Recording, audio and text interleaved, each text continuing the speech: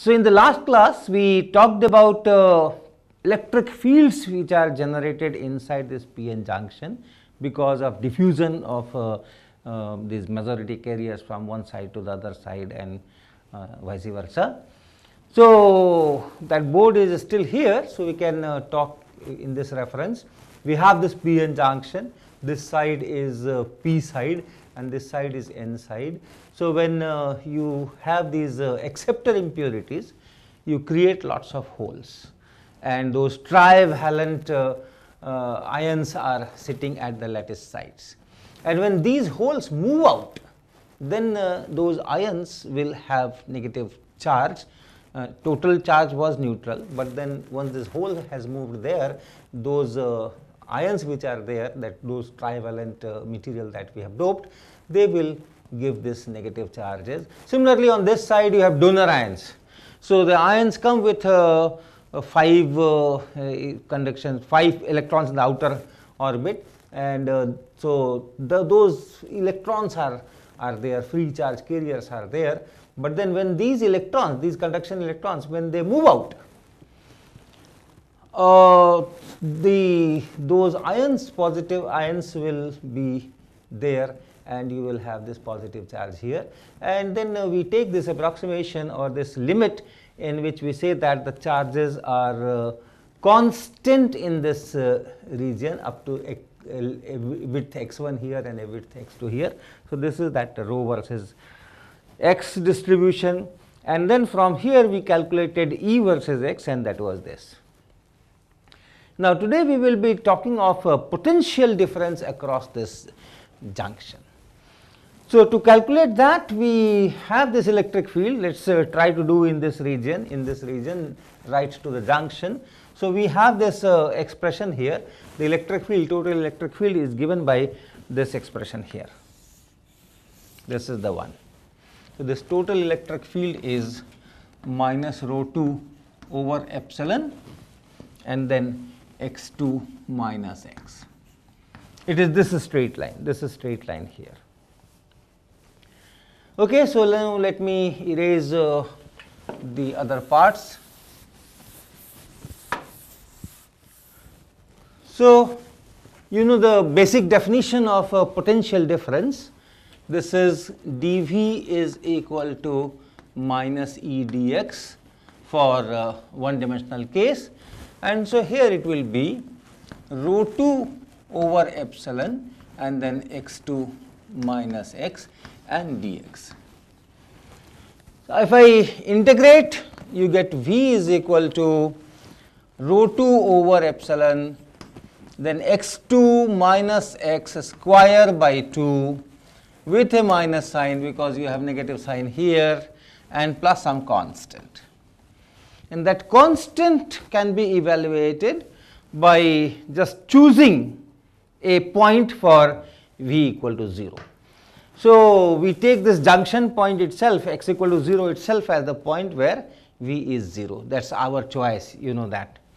So, take V equal to 0 at x is equal to 0, and then you get 0 is equal to x is 0. So, it is minus rho 2, x is 0. So, x2 square and divided by 2 epsilon plus c. So, c is rho 2 x2 square by 2 epsilon. So, you can write this from here, you can put that c there and you get V is equal to minus rho 2 over 2 epsilon and then x2 minus x square and minus this x2 square. So, let us check at x equal to 0, V should be 0. So, at x equal to 0, it is x2 square minus x2 square, that is 0, that is fine. So, we have substituted it correctly. So, this is the expression for V. And what is V at x2? V at x2, at x is equal to x2, V is equal to, so x is equal to x2. So, this goes out. So, it will be rho 2 x2 square over 2 epsilon. right? You put x equal to x2, so this is 0, this is plus rho 2 x2 square by 2 epsilon. It's a quadratic function. It should be. If electric field is linear, then the potential has to be quadratic. So if you plot, how will it look like? So the expression was V equal to minus rho 2 over 2 epsilon, and then x minus x2 minus x square and minus x2 square.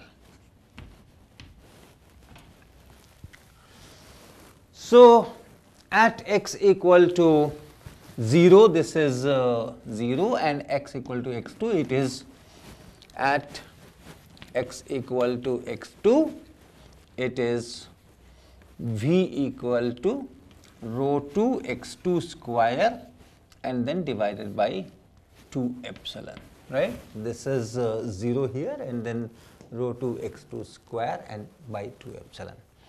So if you plot, if you draw x this direction, v this direction, it's 0 here, and then this is say rho 2 x2 square over 2 epsilon, and at x equal to x2 it must be this much, so it's here. And then it's quadratic, and also remember the slope of this v versus x is electric field in magnitude, and here the electric field is like this. So the magnitude of electric field is largest at the origin.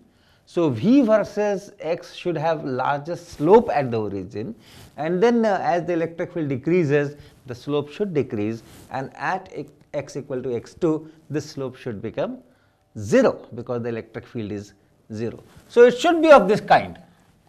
It should be of this kind. Right? So that should be the kind of plot, quadratic, joining this point, and slope gradually increasing. Slope gradually decreasing as you increase x, and beyond x2, right? Beyond x2, that means in your p-n junction, this is x2 and this is minus x1. So beyond x2, here in this region, this is the depletion region. So in this region, there is no electric field, and so the potential is constant. So throughout this n-type region, this is n-type, throughout this n-type region, the potential remains constant like this. Same is the story on the p side, or x less than 0. X less than 0, if you write, is the same algebra, identical, and this v will be at x is equal to 0, we have taken v equal to 0 anyway, and at x equal to minus x1. It should be quadratic. Remember, the electric field is just of this kind, so linear, so it has to be quadratic, and at this point, you can take the similar expression from here, v is minus rho 1 x1 square by 2 epsilon. So if this point here is minus rho 1 x1 square over 2 epsilon, and this point is x is equal to minus x1, then you have to join this point and this point.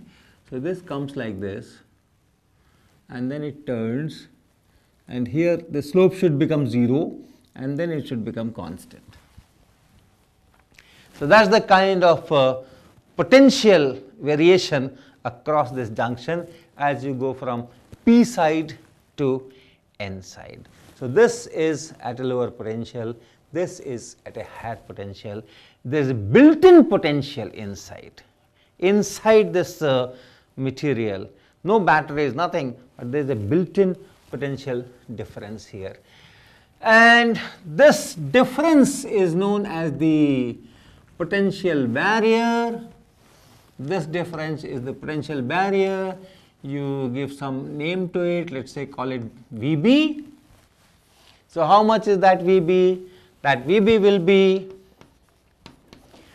this rho 2 x2 square by 2 epsilon plus this rho 1 x1 square by 2 epsilon. So, VB will be rho 2 x2 square and plus rho 1 x1 square and over 2 epsilon. That is the barrier. It is in terms of rho 1, rho 2, x1, x2. Let us try to write that width of depletion region. Width of depletion region, relation between that and this potential barrier that we have calculated. So, what we are interested in, that width of the depletion region, which is x1 plus x2. x1 plus x2. This x1 and this plus x2, this is the total width of the depletion region. You have one more relation, and that is rho 1 x1 is equal to rho 2 x2. Right? Charge neutrality, rho 1 x1 should be equal to rho 2 x2, because the charge here is minus rho 1 times x1 times that area of cross section, and the charge which is here will be similarly minus plus rho 2 x2. And since this total should be 0, after all we have not put any charge in this material, so this relation.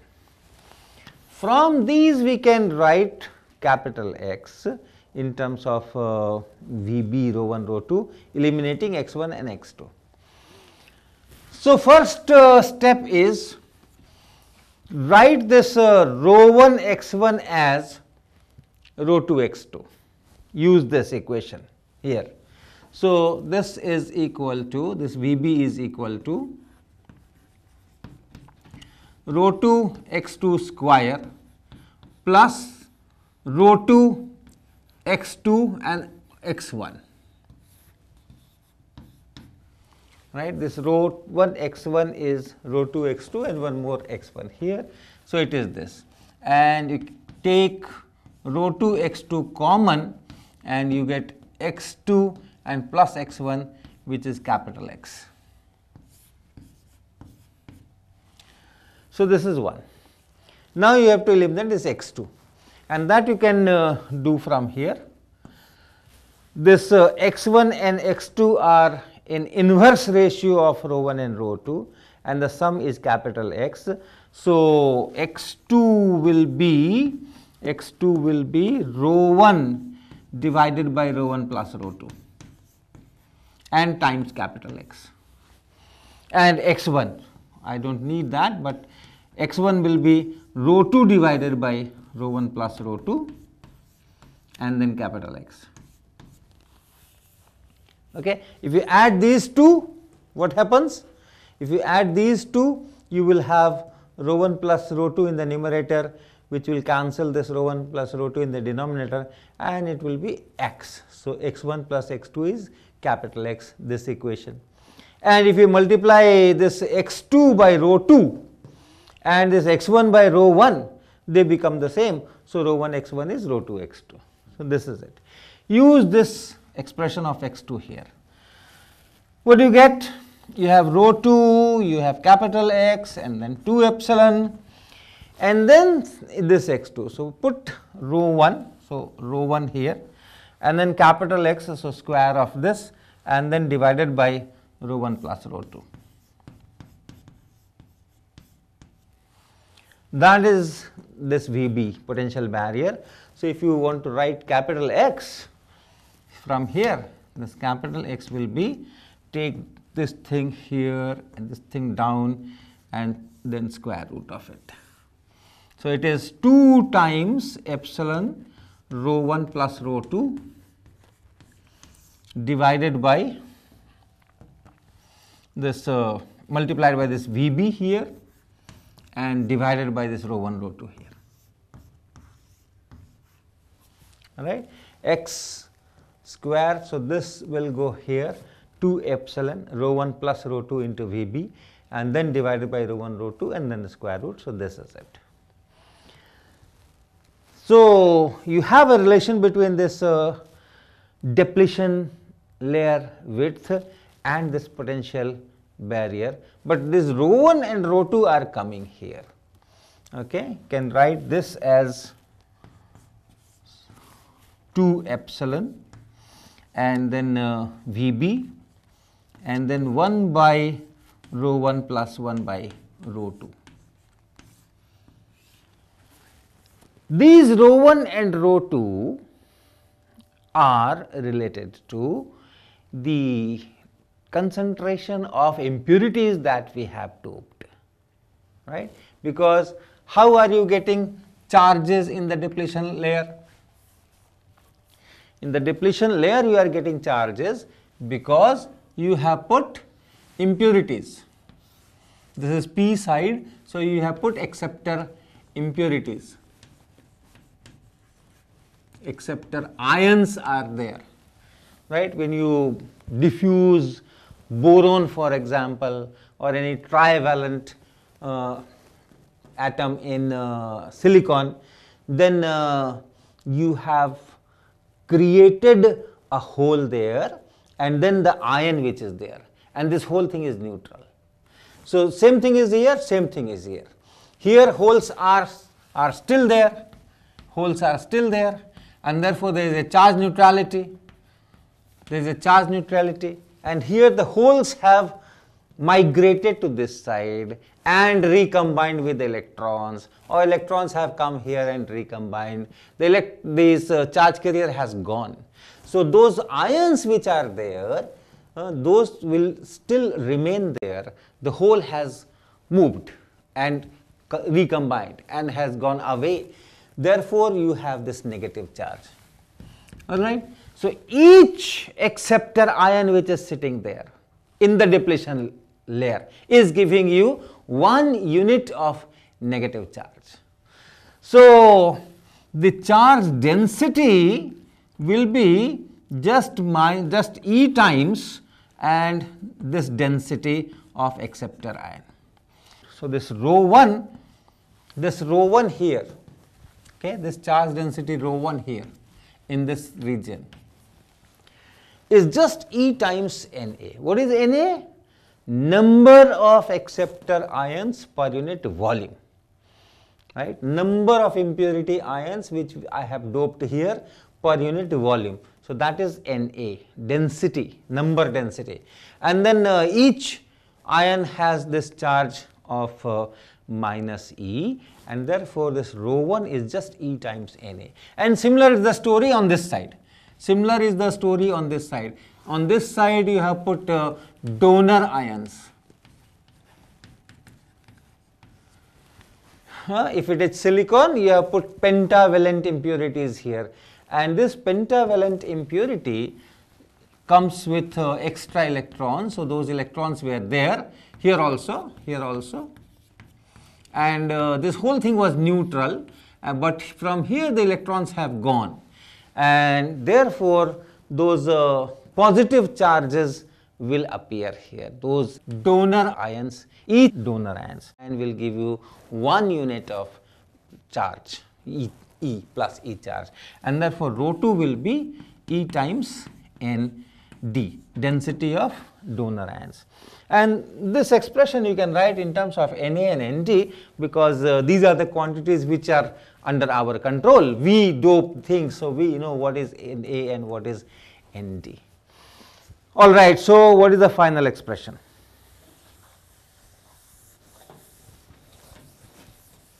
So this x is equal to square root of 2 epsilon Vb, and then here I write 1 over Na and plus 1 over Nd and E here.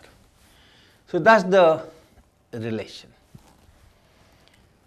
So if you increase this concentration, what will happen? If you increase Na or ND or both, what will happen? This increases, so this whole thing decreases and this decreases, right. So heavier is the doping, smaller will be the depletion layer and vice versa. Okay, so that's it. Now this VB is something which still we do not know, right. So, and that VB in fact depends on, that also depends on the dopant concentrations and also on temperature. So, I will not give you those derivations, but I will give you the expression for this VB in terms of those impurities and the temperature. And that is, this VB is KT divided by E, then log of, on the natural base, Na Nd over small ni square. You remember we have introduced all these symbols.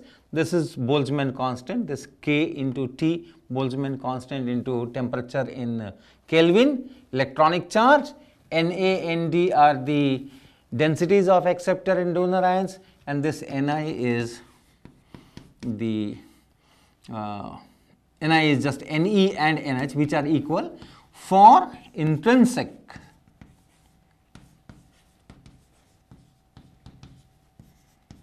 semiconductor before doping. So that is this Ni. So this gives you this expression for Vb.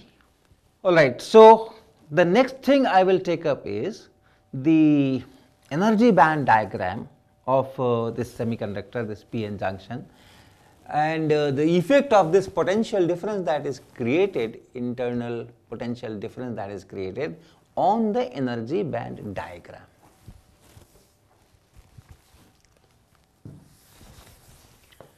So if there is no potential difference, you only have a P type semiconductor and N type semiconductor in the same original material, then the conduction band is here, the valence band is here, all these energies are valence band energies, all these energies are conduction band energies.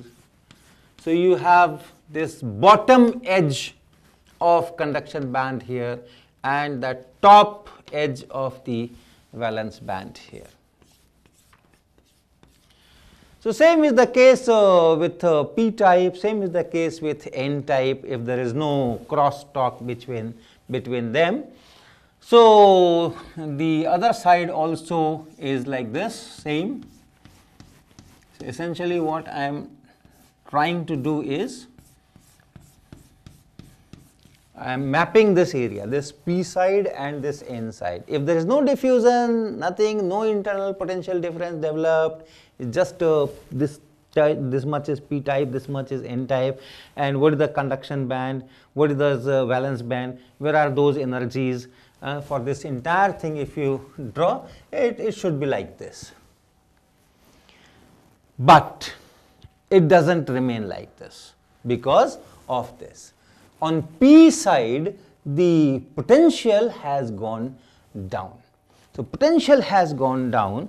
That means systematically you are changing the energy levels, all the energy levels upshift, right? Because what we are showing is the electron energies. These are the energy levels for electrons, and therefore potential and energy, you will have a negative sign in between, right? Energy is Q times V, like that.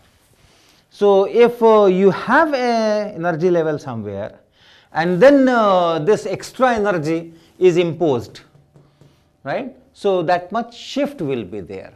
So since the potential here has gone down, and therefore the energy will go up, each energy level will go up by Q times and this much of amount. So relative to the N side, let's do it relative to the N side.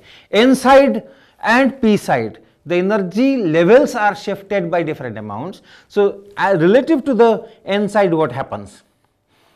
This P will go up by this much of energy.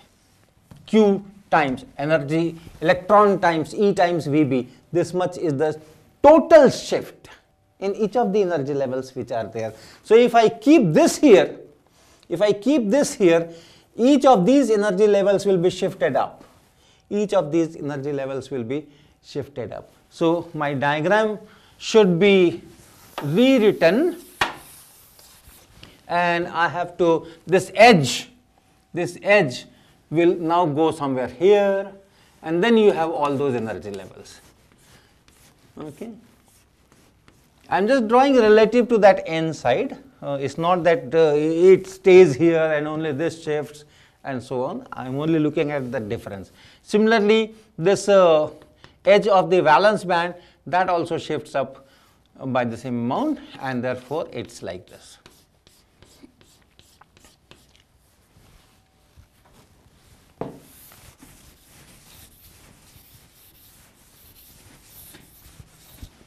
Why I have erased this much? Because this much of difference appears only away from the depletion region.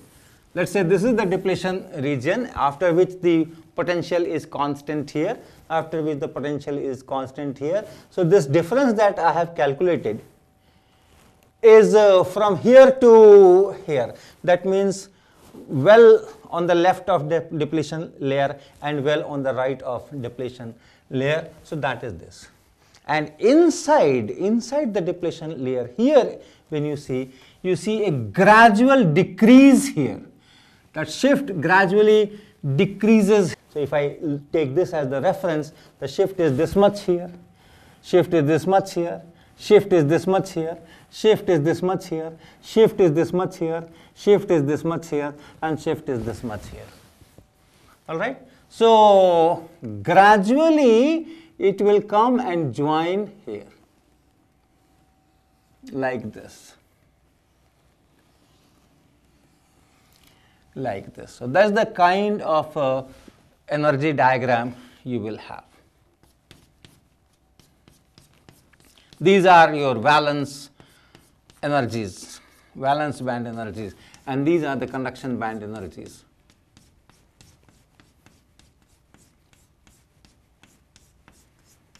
So the band is shifted like this. This is P side and this is N side. This is the depletion region and so on.